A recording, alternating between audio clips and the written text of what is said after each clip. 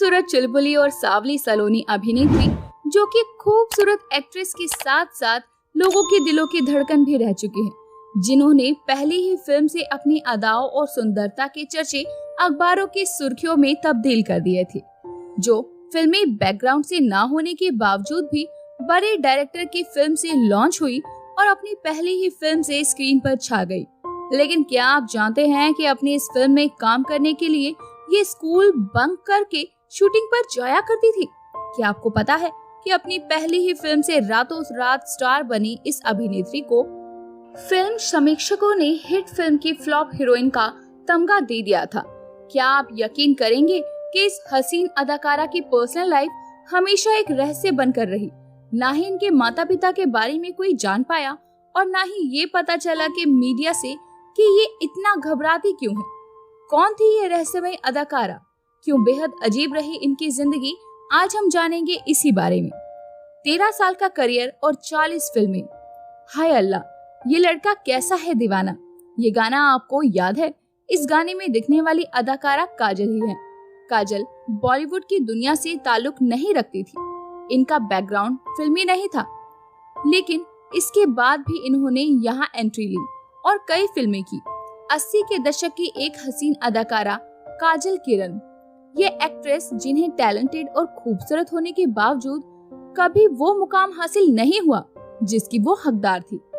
काजल ने अपने 13 साल के छोटे करियर में लगभग 40 फिल्में की और फिर खामोशी से फिल्मी दुनिया को अलविदा कह गई। कौन है काजल किरण?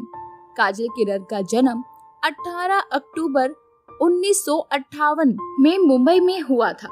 यहाँ तक कि इनके बारे में अगर हम और जानने की कोशिश करें तो इनका असली नाम सुनीता कुलकर्णी था, लेकिन फिल्मों में आने के कारण इनका नाम बदल दिया गया। इनका परिवार एक मिडिल क्लास महाराष्ट्रियन परिवार था। काजल किरण के मम्मी पापा के बारे में ज्यादा जानकारी तो नहीं है, क्योंकि एक तो ये बॉलीवुड इंडस्ट्री से जुड़े नहीं थे और दूसरा काजल भी अपनी पर्सनल लाइफ को काफी गोपनीय रखती थी और इनके बारे में ज्यादातर कहानियां और किस्से ही सामने आते थे। काजल किरण अपने भाई बहनों में सबसे बड़ी थी और इनके 2 छोटे भाई थे। इनके माता पिता चाहते थे कि काजल पढ़ लिख कर डॉक्टर बने, लेकिन इनका मन तो एक्टिंग में लगता था।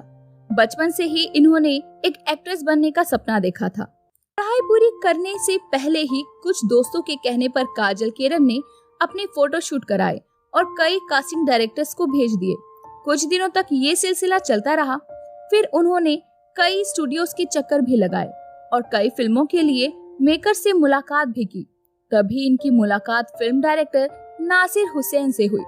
नासिर साहब इनसे मिलकर काफी इम्प्रेस हुए।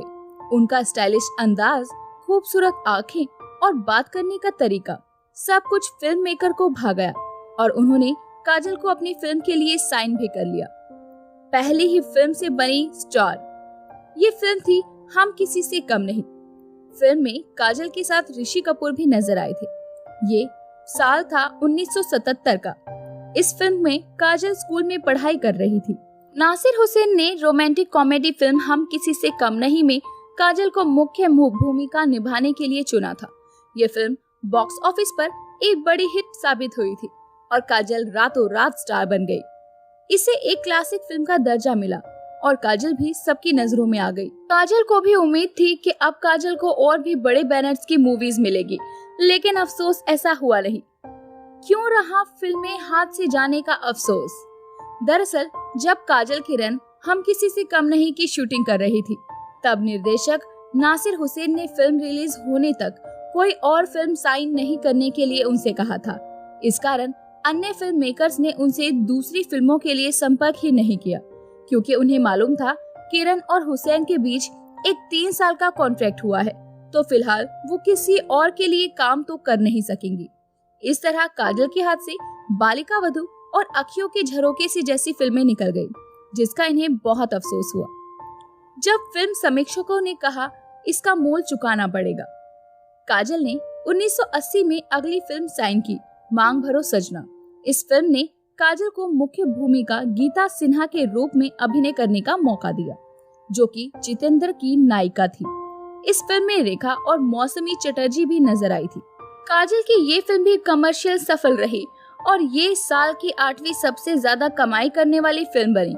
उसी साल फिल्म सबूत में काजल दिखाई दी, जो कि एक हॉरर फिल्म थी। इस फिल्म को ज्यादा सफलता नहीं मिली और बॉक्स ऑफिस पर ये ज्यादा पैसे भी नहीं कमा पाई। फिल्म समीक्षकों ने लिखा कि फिल्मी करियर की शुरुआत नहीं, इस तरह फिल्में करने से उन्हें आगे चलकर इसका मोल चुकाना पड़ सकता है, और आगे चलकर हुआ भी कुछ ऐसा ही। काजल ने फिल्म मोर्चा में लोकप्रिय गीत अब की बरस में एक डांसर के रूप में अपना पहला गेस्ट अपीयरेंस दिया। साल 1981 में किरण ने नायिका के तौर पर एक जासूसी थ्रिलर फिल्म वारदात में काम किया, जिसमें इनके साथ मिथुन चक्रवर्ती भी नजर आए। इस फिल्म से मिथुन के करियर को तो फायदा हुआ, लेकिन काजल को कोई खास कमाल नहीं मिल पाया। इसके बाद ये फिल्म हमसे बढ़कर कौन है में नजर आई।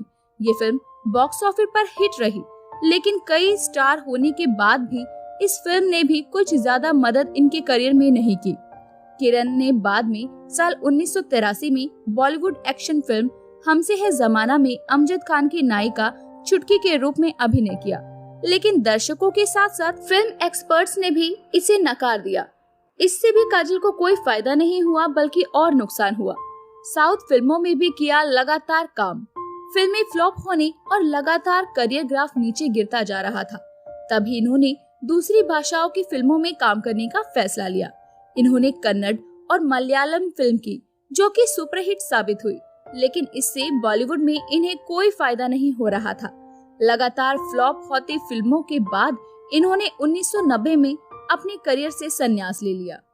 आखिरी संघर्ष थी आखिरी फिल्म काजल की। आखिरी फिल्में दीवानी, कुर्बानी, रंग लाएगी, राजू दादा आखिरी संघर्ष रही, जो कि इनके संन्यास लेने के बाद के अगले कुछ सालों तक रिलीज होती रही। साल 1997 की आखिरी फिल्म रिलीज हुई थी, जिसका नाम था आखिरी संघर्ष।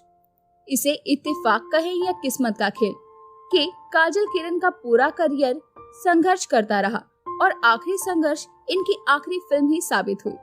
निजी जिंदगी बहुत ही रहस्यमयी रही। अपनी पर्सनल लाइफ को इन्होंने पूरी जिंदगी में बिल्कुल सीक्रेट रखा और लो प्रोफाइल रखा। ये कभी भी अपनी निजी जिंदगी के बारे में खुलासा नहीं किया करती थी और ना ही इस बारे में मीडिया से बात करती और ना ही किसी से साथी कलाकार से इस बारे में बात करती। इनके माता पिता, इनके परिवार के भी बारे में किसी को कुछ ज्यादा जानकारी नहीं थी। कहते हैं कि उन्होंने फिल्मों से संन्यास लेने के बाद शादी कर ली थी। लोग ये भी कहते हैं कि उनके पति NRI हैं, लेकिन ये शादी कब और कहां हुई ये कोई नहीं जानता। कहा जाता है कि शादी के बाद ये तुरंत नीदरलैंड चली गई थी, जहां इनके 2 बच्चे हुए, लेकिन इसकी भी कोई पुख्ता जानकारी नहीं मिलती। फिल्मों से संन्यास लेने के बाद उन्हें किसी भी फिल्म में पार्ट टाइम या सार्वजनिक तौर पर नहीं देखा गया, मानो जैसे वो गायब ही हो गई। तो दोस्तों, अभी के लिए बस इतना ही। मिलते हैं अगली वीडियो में, तब तक अपना ध्यान रखिए। Bye bye.